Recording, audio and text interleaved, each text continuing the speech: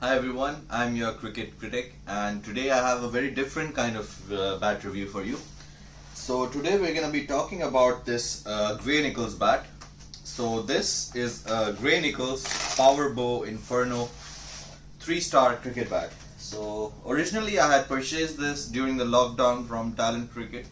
They had a sale going on and I got a really good price on it. So I got it, and initially I was kind of disappointed by the bat, but I'll get a bit more into it later. So I wanted to wait before I posted a review. I wanted to use the bat a little bit and didn't want to jump to conclusions. So right off the bat, so now this is the Gray Nicolls Powerbow Inferno 3-star. It's in the entry level end of the spectrum. For Gray Nicolls, it cost me about £80 plus shipping. So contrary to popular belief, this bat is actually manufactured in India. It's not made in UK, but it is from the UK range of Gray Nicolls. It's got a very distinct shaped duckbill, very low profile, and a duckbill toe, and it's got a very low sweet spot. It's, I think, one of the most low sweet spot bats from Gray Nicolls that they have currently in their range. So size wise, it's nothing to write home about. It's got about 36 millimeters on the edges. It's about 59 millimeters on the spine, 21 millimeters on the edge of the toe, and about 24 millimeters in the middle of the toe. The shoulders are about 14 millimeters. There's a bit of concaving.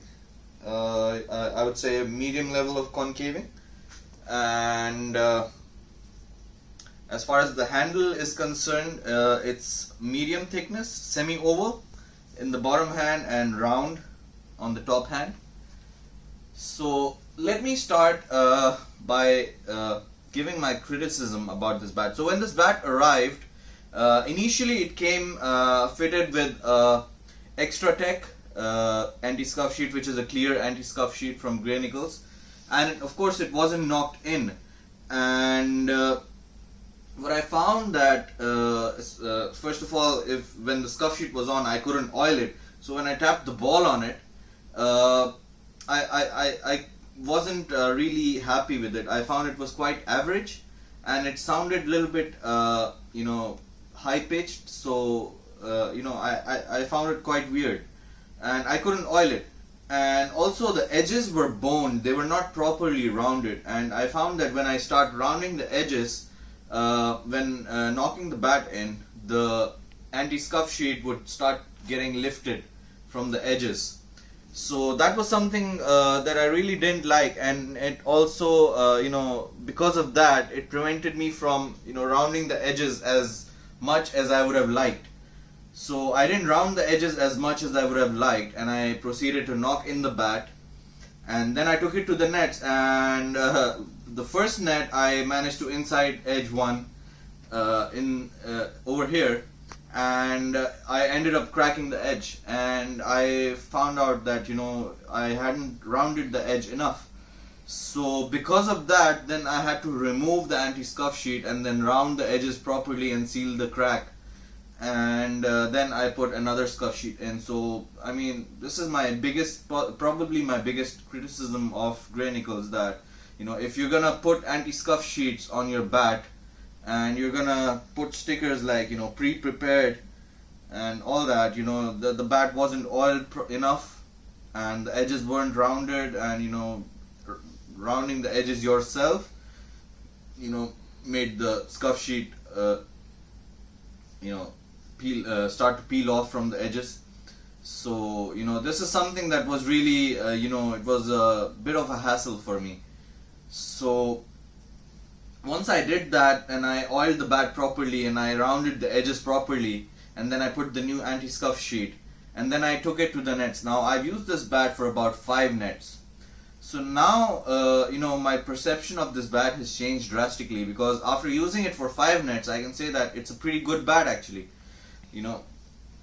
So that's just something that I have I have in my mind about this bat. So this is something that Gray Nicolls should really think about. It's come with a factory fitted toe guard. It's a very sturdy toe guard and I really like it. You know, I've netted with it on a cement wicket, and you know the toe guard hasn't been affected, so it's a really good quality toe guard. The grip itself is pretty good as well. The bat came with a bat cover, which is also something you don't get a lot with the UK companies. So this was a good incentive to get with the bat. It's kind of a sleeve. It's not exactly a cover, but it's of good quality and it's padded, so it's really good. So coming to the pressing now, I've had Gray Nicolls bat before and I found it to be very hard pressed. And this bat wasn't hard pressed. It was a sort of a medium press. So once I played it in the nets, I think it has really opened up really nicely. So I'm quite happy with the pressing of this actually. It's not too hard and not too soft. It's right in the middle. Also, we look at the grains. We've got 1, 2, 3, 4, 5, 6, 7, 8, 9, 10 grains. It's got 10 grains. Bit of hardwood on the right-hander's outside edge, and there's a scuff sheet now and a few ball marks, so you can't see it properly, but there's not a single mark anywhere on the face.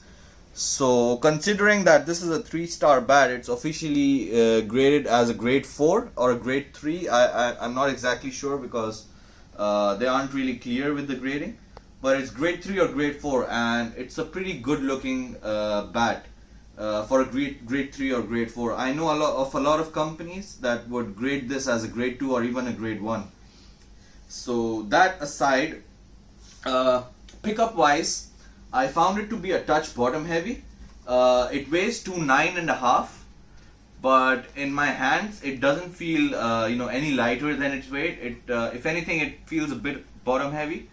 That's probably because of the exaggerated low sweet spot. So that is something also that I'm not really a fan of. I have heavier bats with me that pick up much lighter than this. But it is especially good down low, so I'll give them that. So without further ado, I will check the pressing and the ping of the bat with the mallet, and then we'll bounce the ball off it. So right at the toe, nothing. But as I start going up, down low, it's pretty good. I mean, not a lot of bats ping as well as this in this position.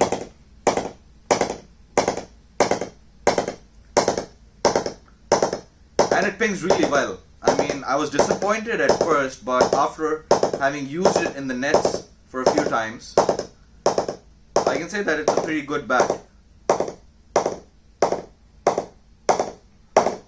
Even high up, it's not bad. It's not as good as it is down low. And even off center, it's not bad.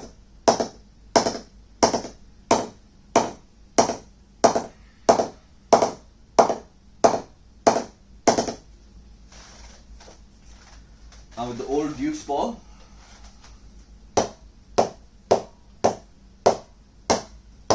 you can see that it sounds really nice now that it's opened up.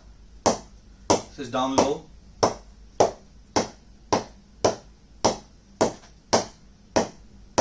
And up high.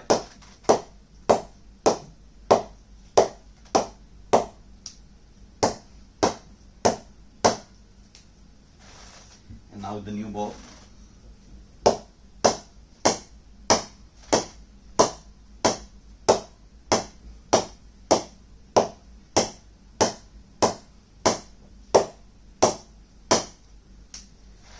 Overall, the ping of this bat is really nice. I really like it. But as I said, I mean, if I'm gonna spend a lot of money on a Gray Nicolls bat, I would expect them to not cut corners like this. You know, if you're gonna put scuff sheet on it, just round the edges properly, or just don't put a scuff sheet at all on it, so that the customer can prepare the bat properly themselves. As far as the stickers are concerned, I've always been a huge fan of the way Gray Nicolls have branded their bats, especially post 2014 when they started going towards a more classical route. So there's a lot of wood on show, which I really like. I really love the hot rod, flames that they have at the back, and the classic Gray Nicolls, graphics that they have over here.